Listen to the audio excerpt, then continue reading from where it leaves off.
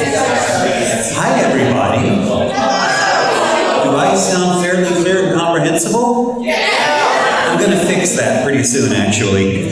So, hi, my name is Corbeau. Sometimes I'm Caracal, sometimes I'm Jacob Williamson. I'm the creator and co-host of the Dispatchist, a friendly conversation about hell and some other stuff. We've been covering hell as a podcast for 3 years. In 2020, it was a really good idea. Good year for hell. And last year, I did a presentation on the history of demonology. I've actually done that presentation like 3 times now, I think, in different forms. So this is all new material. I want to try something new and different. If you'd like to catch that 1.5 hour presentation, go to the app and look for this event here, and it's in the discussion notes. If you have any questions you want to ask later on, or want to leave a 5-star review, and you can go there as well. The app is a really great resource.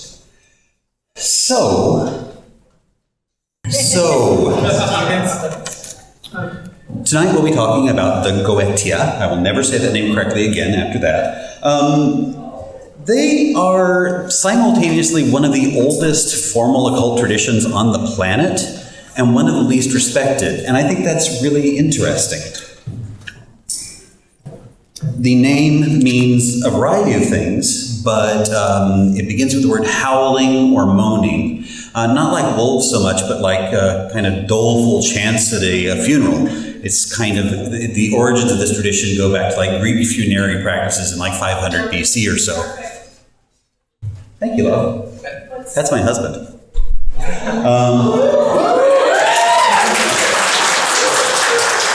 He's very patient. Other synonyms for Goetia: sorcery, low magic, witchcraft, but not like fun witchcraft like Sabrina, but like really like let's kiss a goat in the middle of the black woods and sacrifice babies and bring them sort of thing. Necromancy, demonology, these are all synonyms for Goetia, and that's kind of in keeping with the fact that this path has a very unsavory connection. I think it's really neat though. But from as far back as like 500 or 200 BC or so, it's been associated with magic that was fraudulent, magic with evil intent, or just kind of materialistic trash, really. The word Goetia comes from the word goens or goen, which is a sort of magician found in ancient Rome and late Greece, usually kind of a fraudsterish sort of tradition. They're also called wonder workers, but I think you kind of get the idea of like maybe a stagecraft magician as well as a seer. So they, not very savory again. Reading from Aleister Crowley's Goetia, again, that's Aleister Crowley. It is no secret that to many modern students of esoterica, Goetia has a decidedly shady reputation. On a scale of spiritual practices, one might find Goetia sandwiched somewhere between pacts with the devil and addicted to a Ouija board. This attitude is understandable. After all, Goetia is the intentional conjuration of spirit beings who are by definition fallen angels, evil spirits, and demons. I've come to think of this tradition as kind of the BDSM of the occult world. Open question, why is it worth talking about? And specifically, why is it worth talking about at Furry Fiesta, besides the fact that I do this every year?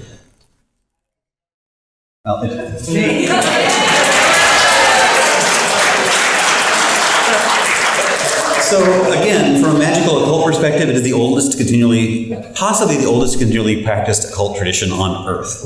Going back to 500 BC, it's a magical system with European roots, which means that for someone like me who is pasty French-German, this is a tradition that I can claim as an ancestral path, and that's kind of rare with these ancient traditions. Cultural appropriation is very challenging in the magical community. But also a hell of a boss. The Goetia figure very heavily into the hell of a boss plot, which is neat, although Vivzi Pop's interpretations of them are they deviate from what I would call demon canon. That's okay. And they have a fairly high furry content.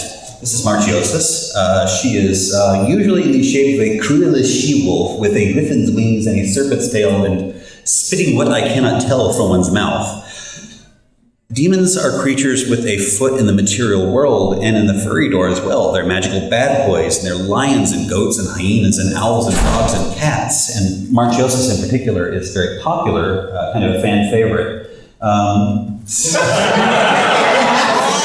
For some reason, I don't know. She's not always depicted as a cruel she-wolf.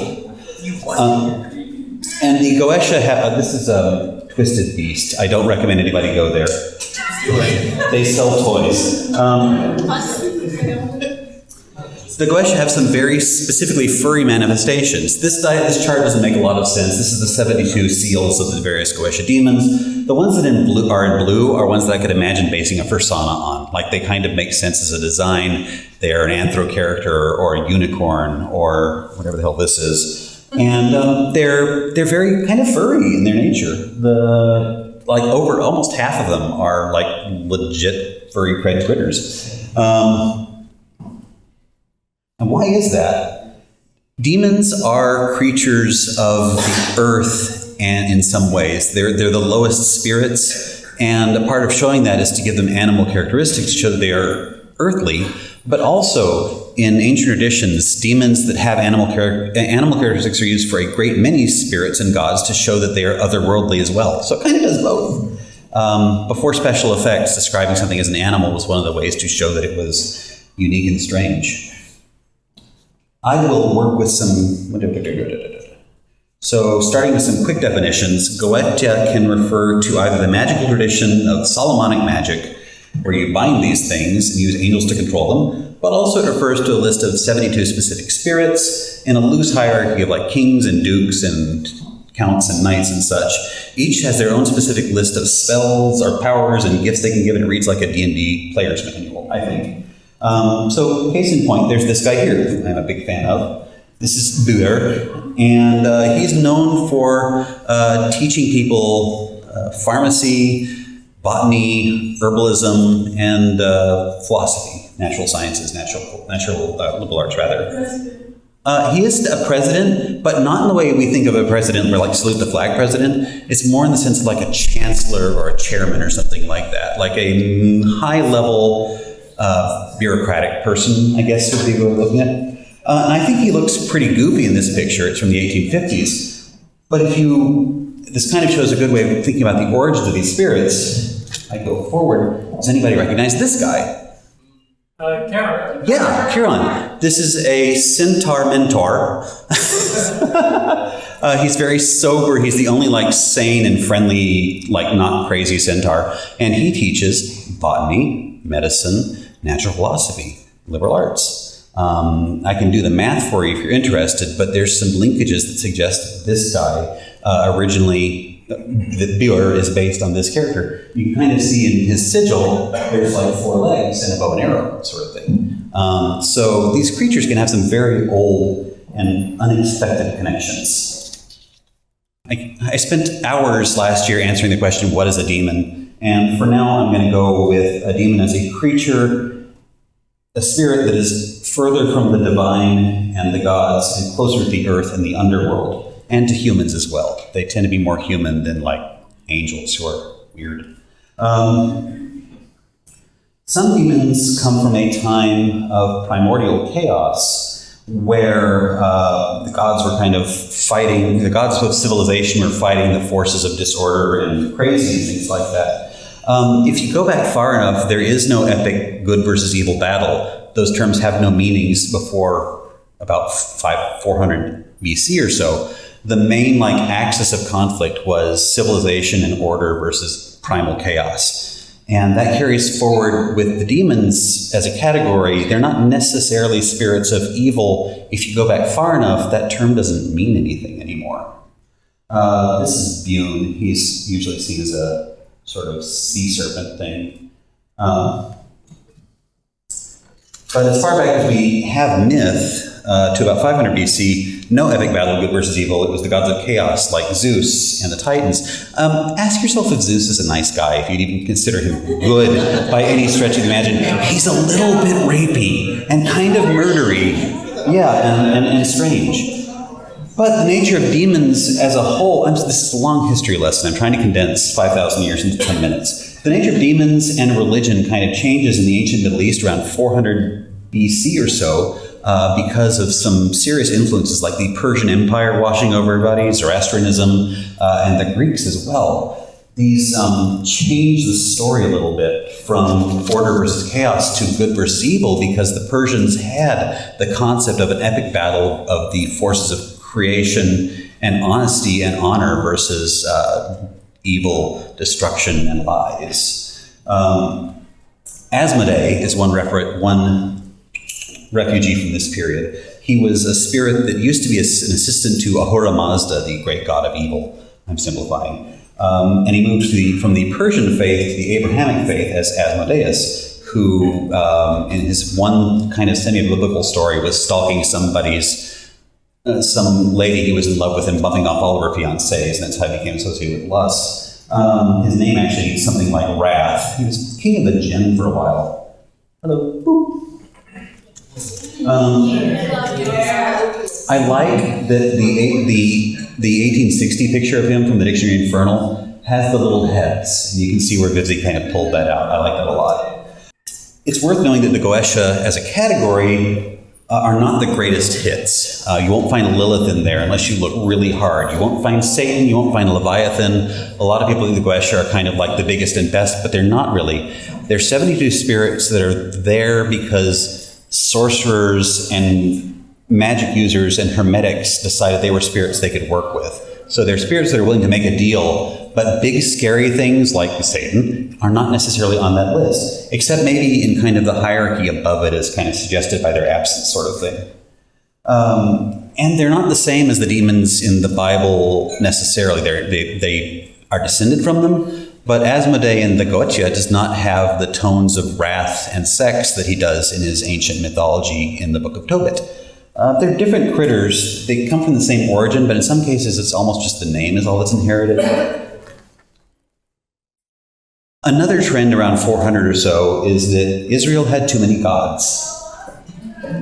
Israel had a lot of gods. A lot of people don't know this, but Judaism was in its infancy in like 900 BC or so, a polytheistic faith. They had about 8 gods, including Big Sky God's wife, Baal, and Astaroth. Well, Asherah,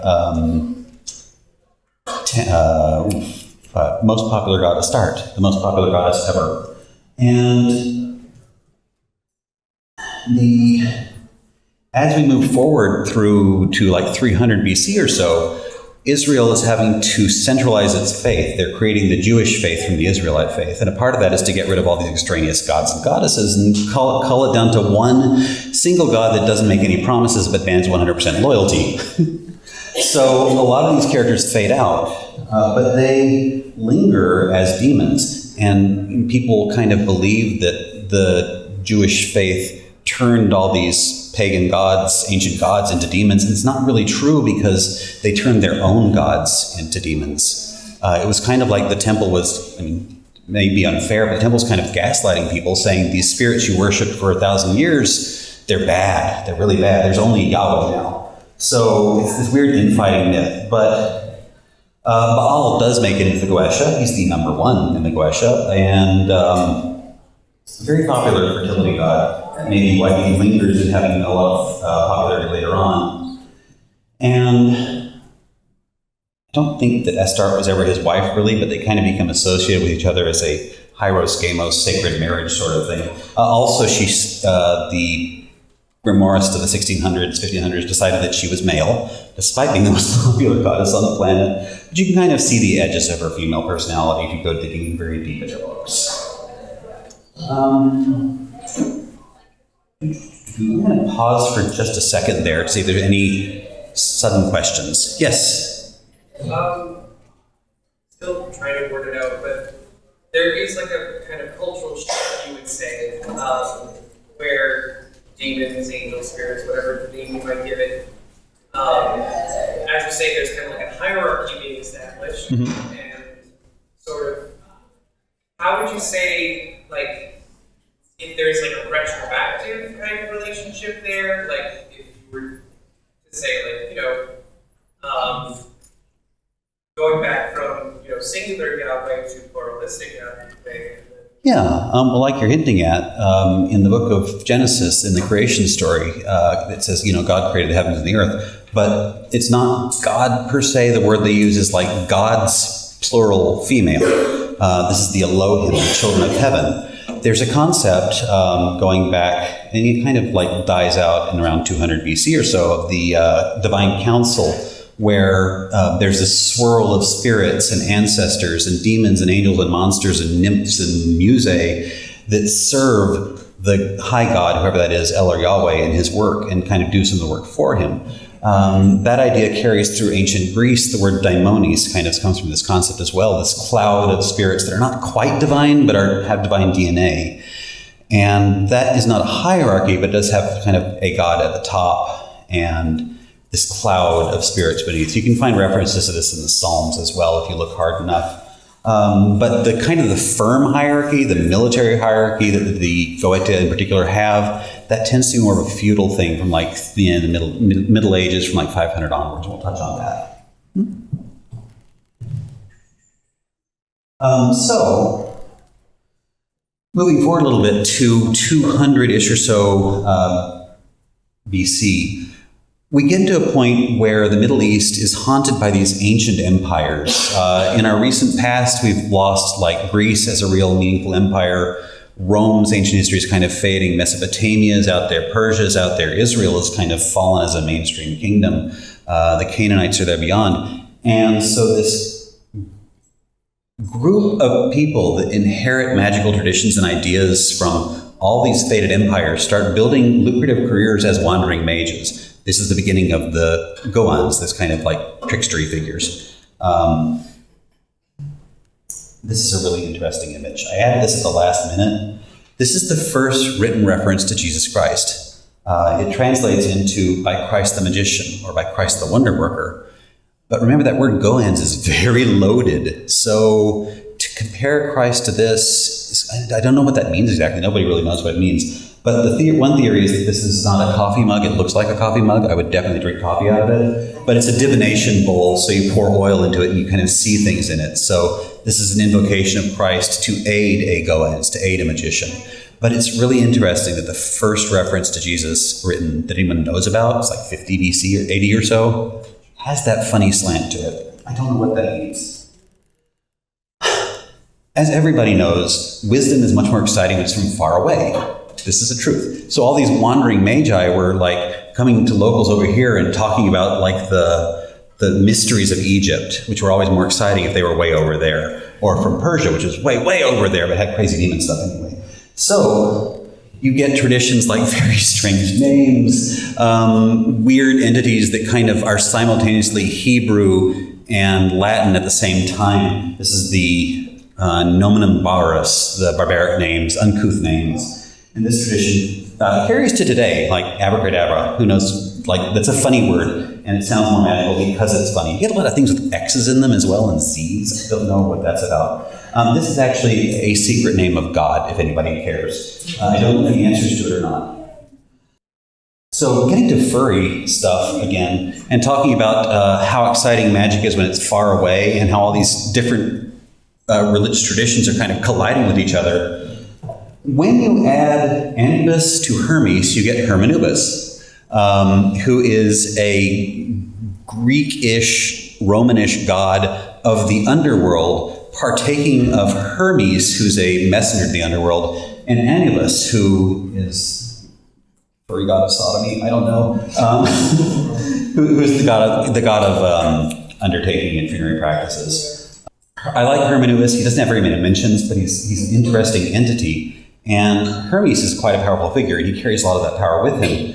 But also he has ties to Hecate and Kerberos, the three-headed dog. And sometimes you can't tell if Kerberos and Hecate are not the same entity. They're very similar in places. But as the grimoires of the 13th, 14th, 15th century kind of pick him up, they create this fusion entity of Kerberos and Hermanubis. You can kind of see the echoes of the words in Nibirius. And in a sense, Kerberos lives in these grimoires through now, although he turns into a bird and has 3 heads and is kind of a poof. I can't explain that at all, but it's true. Okay, this is Epic Battle of Good versus Evil, which you kind of touched on already. A lot of these magical traditions kind of get smooshed into a document, like 70 documents that were collected from like 100 BC to 300 AD or so, called the Greek magical papyri. This is just this basic set of spells and incantations and things like that. And some of them are just jokes and funny, but they get kind of collated and then they resurface in the 1700s and add to like modern magical understandings in strange ways. But around this point in time, you see the axis of control, the axis of the universe shift from order versus chaos to good versus evil. Specifically, good being defined as what God says is good, and evil tending to be defined as what God is opposed to. And this is kind of more the understanding of demons that we get now, particularly after the 1500s, which I will touch on it as well. It's not a subtle difference, though. Like order versus chaos, you don't have to take sides there, because everybody's kind of okay with civilization. But good versus evil is very judgy. And this again kind of plays into the kind of downward direction that demons take in terms of their relationship with humans as we go forward. By about 100 to 200, it's becoming more and more clear that Christianity is growing, it's spreading, and it's likely to be something more than like a weird little messianic Jewish cult. It's going to be something bigger. You're kind of seeing the edges of this. And the first document that really touches on, a document that really touches on this is the Testament of Solomon, which is arguably the most important magical text out there, particularly in like Western occultism. This is written about 200 AD or so, and you can tell it's written by like a Christian writer who's glossing and translating from Hebrew texts and stories. Solomon did not write this. Some desert monk may have. It's a timeless story. King builds a temple to Yahweh. Demon starts to suck the life force out of the king's favorite boy's thumb.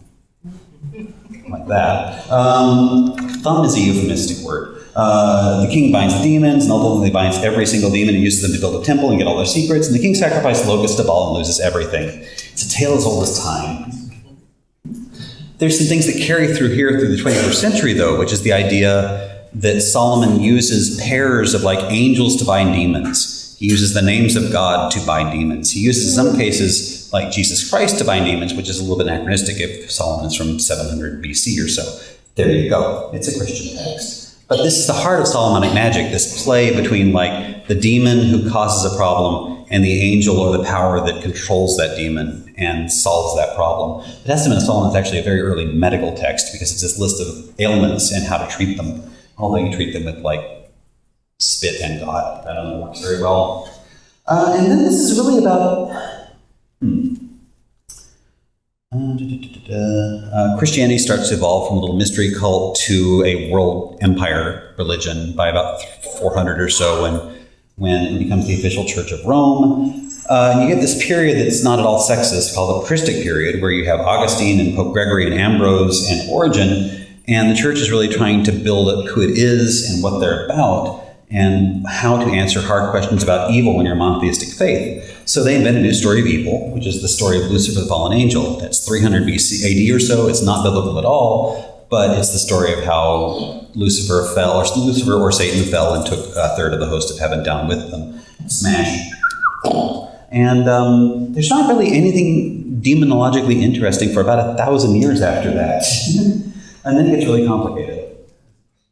By about 1300, I'm going somewhere. This body of work is really chaotic, and I'm trying to add order to something that's impossible to order. Over the next 1,000 years, the church gets very complacent in its role. It's kind of monolithic, generally well appreciated. The Middle Ages is not a bad time in some regards. There's not tons of war, and there's some crusades, but it's not like the Dark Ages. That's kind of a misnomer. But it is a place where the church gets larger, gets kind of corrupt, and gets entrenched into the feudal culture. There's a concept, which we touched on a little earlier, called the Great Chain of Being. That evolves right now as the church kind of allies with the state to create this hierarchy, which has God at the top, and all of us are somewhere in the middle, but obviously nowhere near God and nowhere near kings. We're somewhere under kings, and obviously men are higher than women on this totem. I mean, let's just make that abundantly clear. I put lions underneath over turtles because lions have human-like faces. That's how you know they're better than turtles. I'll leave the butternut squash as an exercise to the reader. But she's up there. Did I put her over Jesus? No, not quite. So the Great Chain of Being frames everything in terms of layers of empire. The kingdom of God is with the angels as his armies. and that is served by the kingdom of man with armies as his armies. It's very feudal, very hierarchical, very rigid. This is where the Goetia inherit things like titles like kings and dukes and things like that. They're reflecting this great chain of being. And the nobles like to see themselves written into these things as well. So like, oh, they've got dukes. Well, I'm a duke. I'm very exciting. I'll pay money to these people to write these things. But this is a very rigid structure, so predictably it's going to explode. This is not a good chart.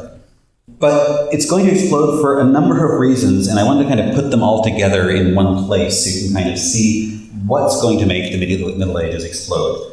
These periods don't actually mean anything, like the Reformation does not start on January 30th, 2000, whatever. These are kind of hazy terms. The Middle Ages runs to about 1450 AD or so, depending on who you ask. But in the 1300s, society is really rocked by a couple of things. We've got plague, we've got the Crusades, the end of the Crusades, the sense that the Inquisition is starting to be a corrupt organization that's serving a corrupt church. The Black Death, that was not a fun thing. But everything changes with the Gutenberg press. I can actually make a very good comparison. The Gutenberg press is like the internet, because suddenly all of this information that was locked up in ancient books that were handwritten was mass produced. So there's this surge in literacy. At the far right, you can see the number of grimoires, like new grimoires that were produced per year, per like 10-year block, I think. That kind of goes off there. And it's 1 and 1 and 1. These are handwritten texts. When you get the printing area, you get 2, then 8s, then 8s, and 7s, and 8s, and things like that. The number of books are being ramped up because the printing press is hungry for material, because you can sell that shit. And there's a pulp publishing industry. It needs books, and all these strange magical texts are exciting, and they start to feed that hungry thing in the press. The internet, the Renaissance was also a time when a lot of ancient lore from Greece, like those magical papyri that we talked about, the Testament of Solomon, they get uncovered, they get shuffled into Europe from Alexandria and other points south. And there's suddenly this rediscovery of ancient ideas, philosophies, and wisdom. We'll put that in quotes. In particular, magic becomes very exciting because it was discussed all the time back then. And it's been kind of laying low with the church not approving it for about 1,000 years. The Kabbalah is very exciting too. People are uncovering Jewish writings and reinterpreting them with Egyptian mythology and things like that. This explosion of occult stuff happens. People are interested in Egypt and Greek and ancient philosophies and concepts of magic. It's a boom time for occult philosophy. This guy is named Aeon. No one knows much about him. He's also called the Leontocephaline, which means lion head. What I can tell you right now is he's got a snake wrapped around him. He's kind of in the style of the Caduceus, so there's kind of some echoes of Hermes and Mercury there. No one quite knows what he is. He was associated with Mithras worship, and some people suggest that he's kind of in some way carries Mithras' immortality with him. He's a very mysterious creature, and there's not a clear idea of what he is.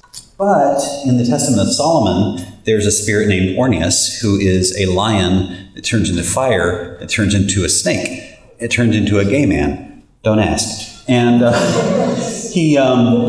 he's associated with the knowledge of angels and destiny and things like that. He knows cosmic things, despite the fact that his name means something like the annoying one. And I don't think I've seen anybody directly associating them, but kind of indirectly. Orneus is associated with Orion's, the demon king of the East. And there's a whole shitload of lion demons, like 4 of them, and they're all involved in technology. I think that's because this architectural concerned lion from way back working with the Testament of Solomon, who has this cosmic association, gets rolled forward and turns into a couple of their spirits. All these lions are into architecture and snakes. Orus in particular is into architecture and technology and transforming men. I think there's some fanfic to be written there somewhere.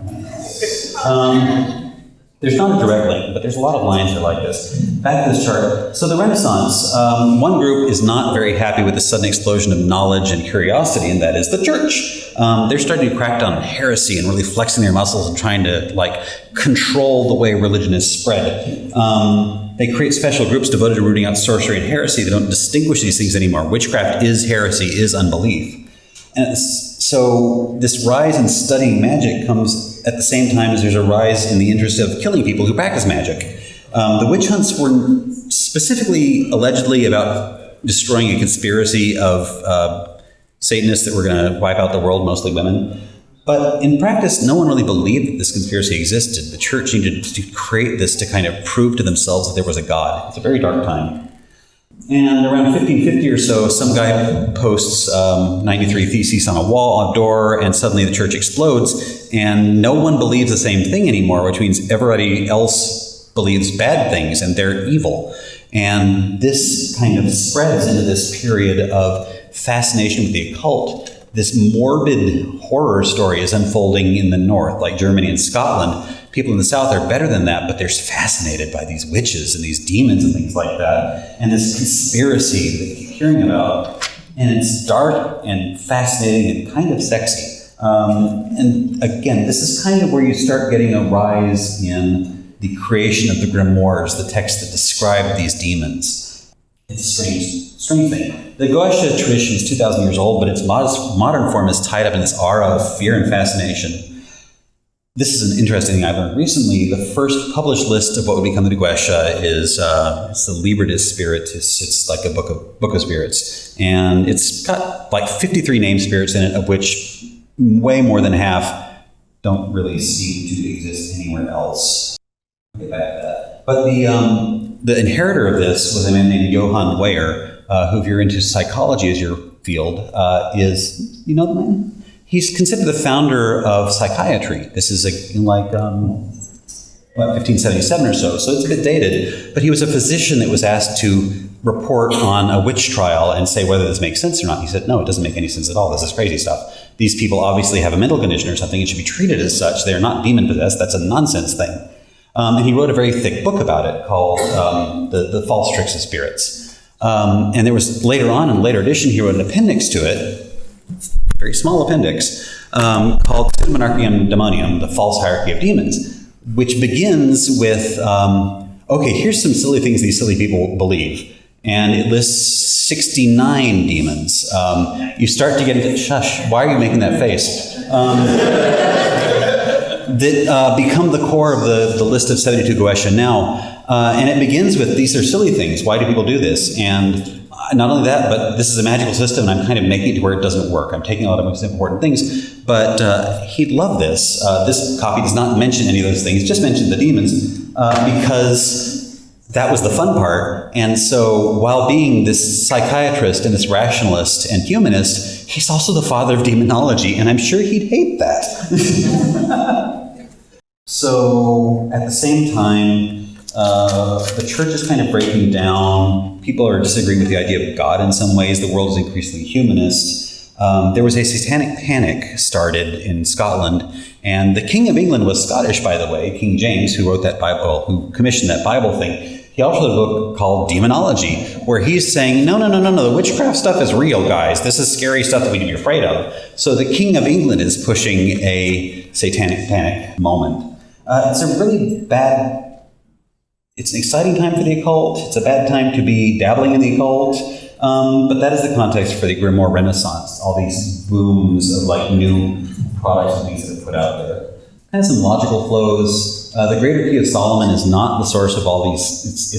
It's kind of a book of general magical ideas and traditions. It talks a lot about angels and theurgy.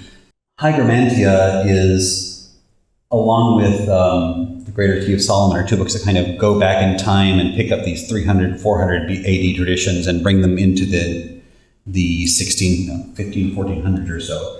So once those are published, everybody kind of leaps on them, and all these books kind of reference each other and draw from each other, and they share sources and things like that. It's very hard to distinguish one from the other, but the Pseudomonarchia Demonicum flows into the Lemegeton, which is the Lesser Key of Solomon, which is absolutely one of the most famous occult texts. That first book of the Lesser Key of Solomon is called Ars Goetia, the Goetic Arts, and that lists the 72 spirits, along with their magical symbols and sigils and things like that, that really kind of form the basis, with some variations of the grimoire rival demons and through today. I do recommend, if you're interested in this, the Goetia of Dr. Rudd, which repurposes Ars Goetia, etc. And it's one of the most influential grimoires out there because it was English and has a lot of like angel versus demon stuff in it. It's a really good book. You can thumb through my copy later on. Okay, that's the end of the history lesson. let's talk about this guy for a little bit. So as I mentioned, can someone time check me, please? 12:10. 12:10. Okay, good. I'm on time. Stolas is a fan favorite among demon people because he's so weird. That word there is very strange. There's very little. So in the Liber de Spiritus, I do have a copy of it over here. There's like 30 spirits that occur earlier. Maybe they're in the Testament of Solomon. Maybe they're Asmodeus. Maybe they're Kerberos. Maybe they're Baal. These ancient spirits, but like 40 of them are like whole cloth names that have no reference points. They're just kind of created. And frequently they have nothing going on with them at all. The sum total we know about Stolas is Great Prince, Night Raven, teaches astronomy. You see that in Bitsy Pop's things where he's always surrounded by stars and gems and things like that. And he's got 20 legions under him. Someone explained to me the 26 legions is derived somehow from the word Stolas and numerology based on his name. I don't know. That was kind of interesting. But a lot of the Goetia are these kind of empty stubs where you can't find anything else. And when I'm talking with some kind of demon fan people, it's like, I want to know more about X demon. It's like, well, I can tell you 3 words about him. That's all that's written there because there's just nothing else. But there are some that have older histories and draw from older references. Gamagan, Semagina, you can't see his name, what's up there. This demon he's interested in purgatory, in the souls that are trapped there. He usually appears as a pale horse. So you can kind of see there's biblical reference there, kind of Old Testament stuff, the death rides on a pale horse sort of thing. And that's carried in him. He becomes a demon that kind of incorporates that idea. Anjamalak. This is a demon who's specifically mentioned in the Bible as someone that people sacrifice children to. I don't want anybody to get the idea that it was just Anjamalak. I think everybody just sacrificed children to people because it's funsies. I haven't really worked out that. But like most, Israel has a reputation for sacrificing children to Yahweh and then calling it Moloch, which is not a demon name per se, but it's just kind of a word meaning king. Anyway, child sacrifice is not limited to any one deity or demon. This particular fellow, in the late 1700s, there's a crazy demonologist whose name has like 27 words in it and ends with Berbiguar. And he decides that this guy, who is an ancient god, is also the supervisor of Satan's wardrobe, which I love that, actually. And his name is Samael, which you know your research, Samael is another name for Satan himself. So maybe this is an older spirit that we give him credit for. I don't know. I don't know where this spirit came from. Anyway, sometimes they take the easy way out in the grimoires. So that's kind of a brief summary of some of the demons. I'm going to talk a little about magic in a moment, but I'll stop there and see if anybody wants to kind of interject. Any questions? Thoughts? Okay. This is Phoenix. This is a retelling of Phoenix, but in a 16th century grimoire. They call him Phoenix and say he looks like a phoenix. That's so dull. Try harder, guys. Try harder. He is pretty. He's got a beautiful voice, and if you listen to it, you'll fall under his spell or her spell. And so, demonologists and sorcerers are advised to not listen to him. Yes. You had mentioned previously about the 72 demons that in the army where you could bind for service, or in the Solomon tradition. Was there a corresponding 72 angels that would be used in particular instances for that kind of monitoring? Yes and no.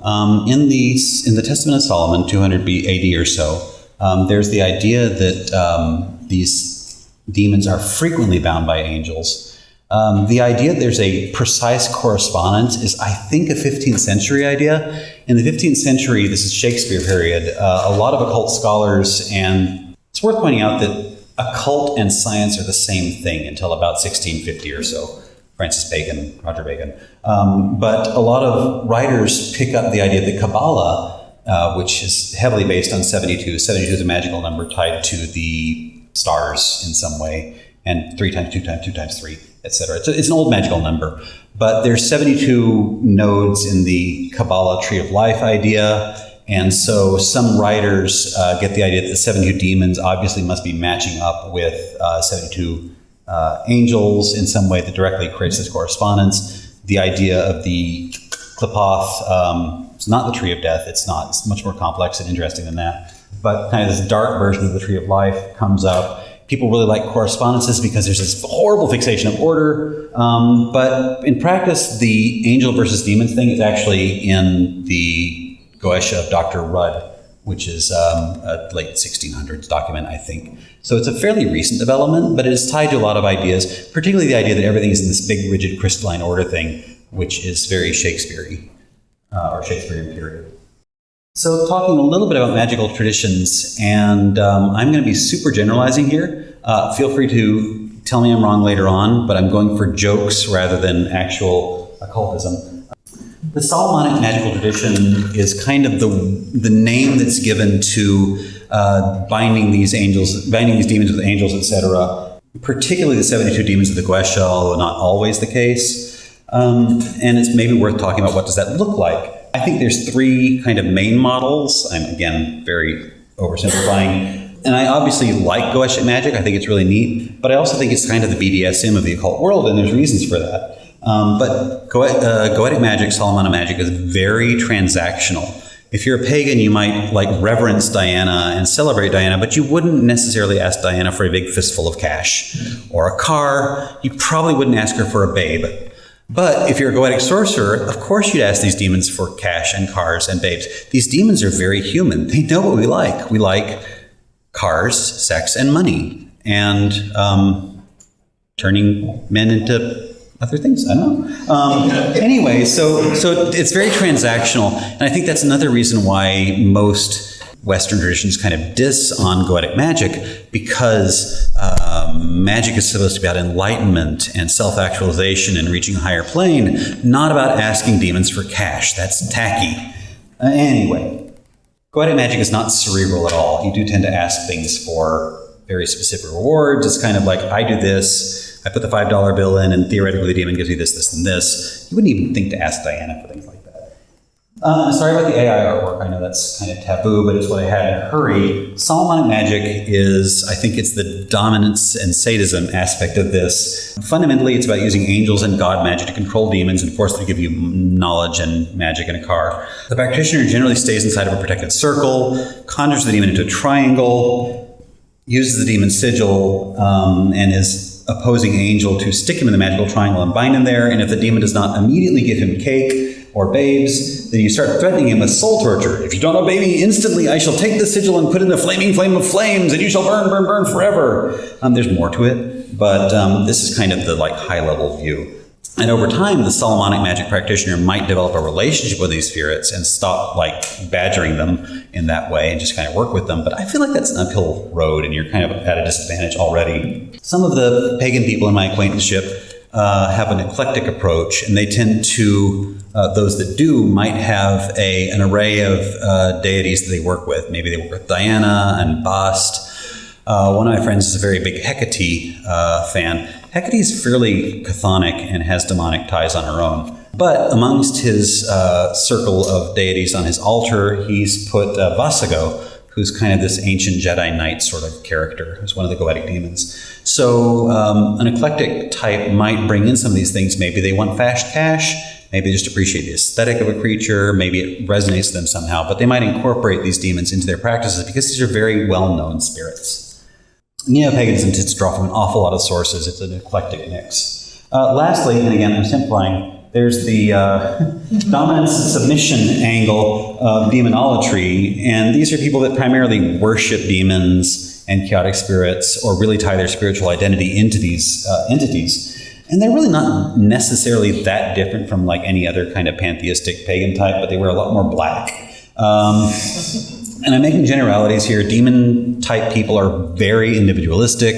They're very solitary. They don't tend to have community beyond trading some ideas and things like that. There's not rules or there are books. They're not very good. I have one with me. So it's hard to make any generalizations about these people. but one can safely say that they often have a favorite demon who's kind of at the top of their personal pantheon, and they have another series of spirits they work with down below that's maybe not the number one thing. They frequently use words like pact with words like forever on it. I mean, fundamentally they're pagans in black, but they may have a deeper tie to these demons than some people might be comfortable with. But again, these spirits are not necessarily evil, they're not necessarily good. Everything I said about the history of them was true at the time, but all of that still kind of lives within these spirits now. Any given goetic demon has ties to the ancient past, is tied to the Greek period, the Egyptian period, where spirits could be negotiated with, where evil wasn't necessarily on the agenda. Destruction and chaos and hurting people might be, but not specifically evil. And they carry this legacy of a time when good and evil weren't the strongest distinctions into a world where suddenly it's the most important thing. Demonolators tend to have more ambivalent, more nuanced ideas of what a demon is, and yet they still wear an awful lot of black. I'm going to pause there. Actually, that's largely the end of that's the end of my slideshow. A couple more ideas I want to touch on, but does anybody have anything you'd like to go back on? Yeah. So I just kind of noticed this at random with some of the images that you pulled up, but it seemed like some of the drawings had a little bit of a bird face on the butt coming off. I don't know if that's stylistic or if there's a reason for it. A bird face on the butt? Yeah. Did I include that? I don't remember I did or not. Oh, yeah. Those were like medieval woodcuts. One of the so I have nice things to say about the medievals. They weren't very comfortable with sex. So one thing that demons frequently shown to be corrupt is they would have orifices that are not normally found there. Well, they had face crotches and face butts and sometimes face knees. I don't know what that means. But this kind of showed the alienness and the corruption of those spirits in a very shorthand sort of way. Sexual distortion was kind of a thing. If you look at the art of Hieronymus Bosch, you'll see an awful lot of that sort of thing. But it makes them alien and disgusting. Thank you. Important words. Question? Yeah. It's interesting talking about how the traditional Solomonic stuff is kind of coercive and all that, because there's actually been kind of I don't know if it would be called completely pagan, semi-pagan, pagan-like movement in recent years, sort of almost a goetic renaissance, more towards like trying to be more cooperative, yes, and less coercive. Things like Levy and Crowley kind of picked up. And more recently, the late Jake Stratton Kent. Oh, bless his heart, he was wonderful. Yeah. If you're interested in this stuff, Jake Stratton Kent is an amazing writer. Do be prepared to have some coffee while you read. He's very challenging. Yes, it's very dense. Even like online classes like Jason Miller's Black School of St. Cyprian, things like that. There's all kinds of like really interesting and new approaches to this material out there these days. Yeah, and you can get most of the major grimoires that I've listed and dozens of others for free now, which is also probably kind of channeled into this idea. There's been in the last like 20 years or so, a big surge in people studying this form of magic. And that's largely because people can apply like comparative religious techniques to these ancient documents, but they have them as well. I have a problem with a lot of this because particularly Crowley and Levy tend to say that these are, like Crowley says, the Goetia are just elements of your psyche. And they kind of take away from the, like, does this thing have toes and fur, physicality of the demons to make them these cerebral things. And I think that's kind of whitewashing them for ceremonial purposes. Crowley was a ceremonial magician. And I think that takes away from a lot of what makes the Goetia interesting to me, is they are earthy spirits. Yeah. It's convenient that most of these are public domain, but not every translation is great. Yeah, that's fair. But yeah, Stratton Kent has some amazing things. I've got a couple of grimoires over here if you want to play with them. I've got a copy of Lemegeton. I have...